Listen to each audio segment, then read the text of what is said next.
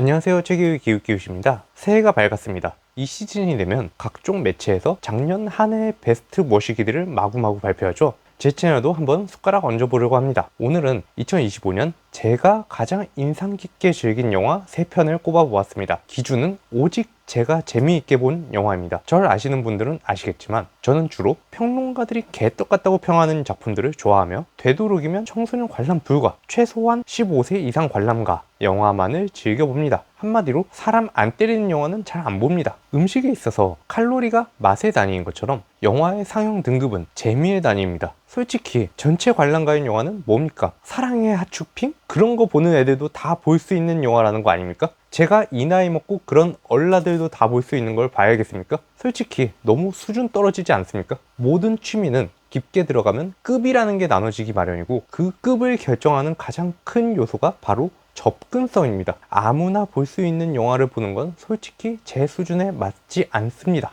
애들은 가라. 당당히 이렇게 말할 수 있는, 적어도 이 정도는 되는 영화를 봐야 영화 좀 본 것 같다 라고 할 수 있지 않겠습니까?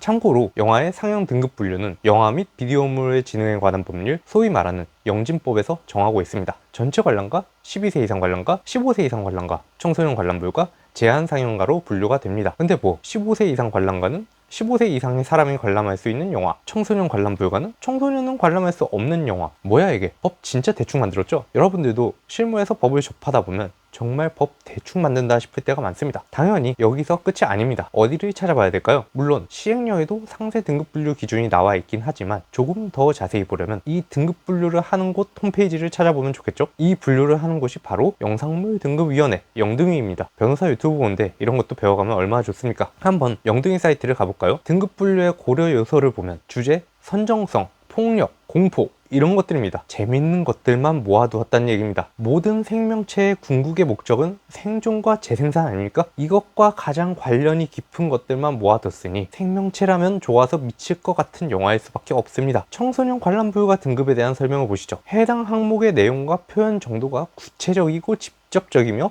노골적이어서 청소년이 관람 시청하기에 부적절한 것, 끝내주게 재미있다는 얘기죠. 또 참고로 제 어린 시절인 90년대까지만 해도 우리나라에는 사전 검열 제도가 존재했습니다. 네, 우리나라는 지금도 그렇지만 표현의 자유와는 참 친하지 않은 나라입니다. 상영 전 공연윤리위원회의 심의를 받지 않은 영화를 상영하지 못한다는 영화법 조항이 헌재에서 날아간 게 1996년입니다. 얼마 안 됐죠. 이게 날아가고 생긴 게 영등위의 등급 분류 제도인데 또 웃긴 게 위헌 맞아서 날려놓고 굳이 또 검열 비스무리한 걸 하겠다고 상영 등급 분류 보류 제도를 만들어서 상영을 못하게 만들었습니다. 참 대단한 나라입니다. 이건 다행히 2001년에 헌재에서 날려줬습니다. 지금은 제한 상영가에 대한 논란도 굉장히 많은데 이 부분은 생략하겠습니다. 그럼 잡설이 길었는데 3위부터 바로 시작하겠습니다.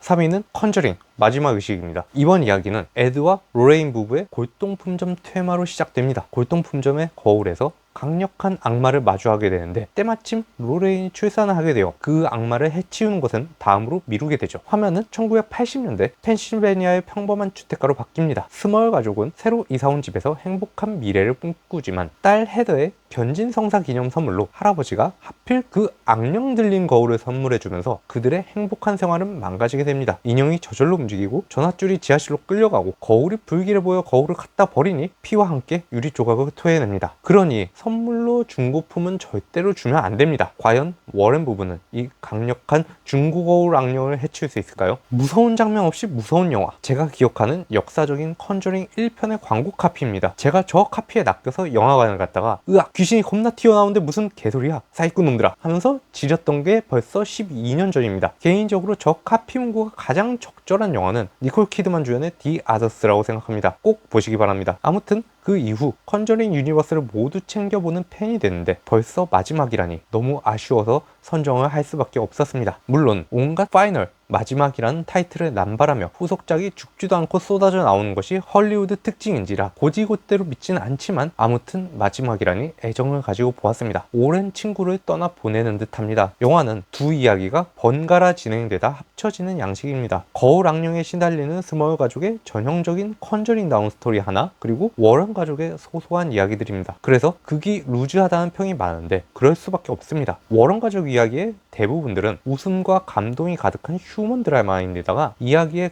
후반에 가서야 두 이야기가 합쳐지게 되는, 즉 워런 부부가 거울 악령을 때려잡으러 가게 되는 스토리이기 때문입니다. 즉 거의 영화 두 편을 합쳐 놓았는데 하나는 공포 영화인데 반해 하나는 가족 영화입니다. 안 루즈한 게 이상한 겁니다. 이는 관객 입장에서는 다소 억지스럽다고 느껴질 수도 있지만 워런 부부의 이야기를 아름답게 마무리 짓고 싶어하는 그 누구보다 그들의 이야기에 많은 애정을 가지고 있던 제임스 완 감독의 의도였던 것으로 보입니다. 그리고 감독만큼은 아니겠지만 10년 넘게 그들의 이야기를 즐기고 워런 부부를 사랑해왔던 저는 상당히 재미있게 관람할 수 있었습니다. 양쪽 이야기 둘 다 재미있게 봤습니다.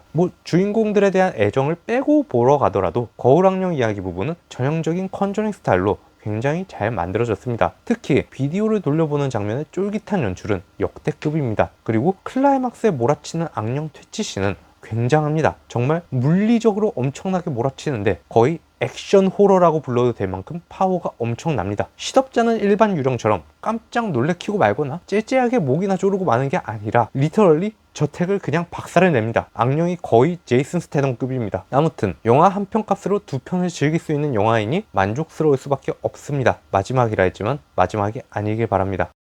2위는 발레리나입니다. 주인공 이브 마카로는 어린 시절 부모님이 의문의 암살자들에게 살해당하는 장면을 눈앞에서 목격합니다. 갈 곳 없던 그녀를 거둔 곳은 루스카로마, 바로 존 윅을 키워낸 그 악명 높은 암살단이죠. 이브는 낮에는 갸냘픈 발레리나로서 혹독한 연습을 하고 밤에는 인간 병기가 되기 위한 훈련을 받습니다. 세월이 흘러 복수의 기회를 잡은 이브, 그녀의 타겟은 부모님을 죽인 배우이자 현재 유럽 범죄 조직의 거물 집단입니다. 그 누구도 심지어 루스카로마조차 섣불리 엮이기 꺼려할 정도의 조직입니다. 하지만 우리의 발레리나는 멈추지 않습니다. 이 과정에서 그녀는 전설적인 킬러 존 윅과 마주치게 되고 그에게서 암살자로서의 마지막 가르침을 얻으며 단순한 복수기를 넘어선 진짜 킬러로 각성하게 됩니다. 존 윅만큼 재밌지는 않지만 2025년에는 존 윅이 개봉하지 않았으니 발레리나가 대신 선정됐습니다. 액션의 스타일이 완전히 다릅니다. 존 윅이 묵직한 타격감의 건프라면 이브의 액션은 댄스프라고 불러야 할 것 같습니다. 사실 처음 이 영화의 캐스팅이 발표됐을 때 배우의 가녀린 몸에서 비롯되는 타격감의 부족, 아주 단순한 F는 MA의 문제로 많이 걱정을 했으나 앙칼진 싸움 전략과 다채로운 무기들로 단점을 개성으로 승화시키는 데 성공했습니다. 스케이트와 수류탄, 화염 방사기 씬은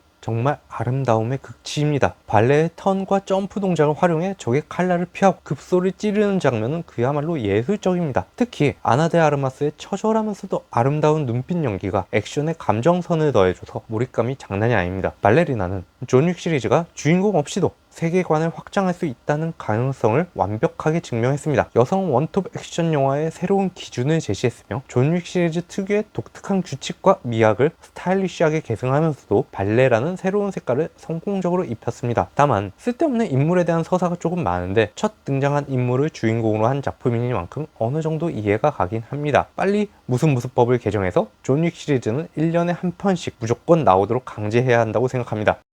대망의 1위는 워킹맨입니다. 레본 케이드는 과거 특수부대에서 가장 위험한 임무를 수행하던 전설이었지만 이제는 모든 과거를 지우고 공사 현장에서 조용히 일하며 딸을 키우는 평범한 아빠입니다. 그의 유일한 꿈은 딸이 건강하게 자라는 것뿐이죠. 어느 날 레본의 고용주의 딸이 실종되는 사건이 발생합니다. 레본은 가족과 다름없는 상사의 부탁을 외면할 수 없어 사건을 조사하고 과거의 감각을 발휘해 그녀가 거대 인신매매 조직에 납치되었다는 사실을 알게 됩니다. 그리고 당연히 그 조직은 제이슨 스태덤의 개박살이 날 겁니다. 저는 원래 단순 암기력이 심각하게 떨어지는 사람이라 사람 얼굴이나 이야기는 잘 기억해도 사람 이름은 잘 기억을 하지 못합니다. 그래서 영화를 꽤나 좋아하면서도 아는 배우, 좋아하는 배우 이름을 대라고 하면 그 무슨 영화에 나오는 걔 정도밖에 말을 할 수가 없습니다. 그런 제가 이름을 제대로 기억하는 몇 안 되는 배우 중 하나가 바로 제이슨 스태덤입니다. 제이슨 스태덤 주연 영화는 무조건 별 4개는 먹고 들어갑니다. 제가 다른 영화들은 잘 안 봐도 제이슨 스태덤 주연 영화는 무조건 개봉하자마자 극장 가서 봅니다.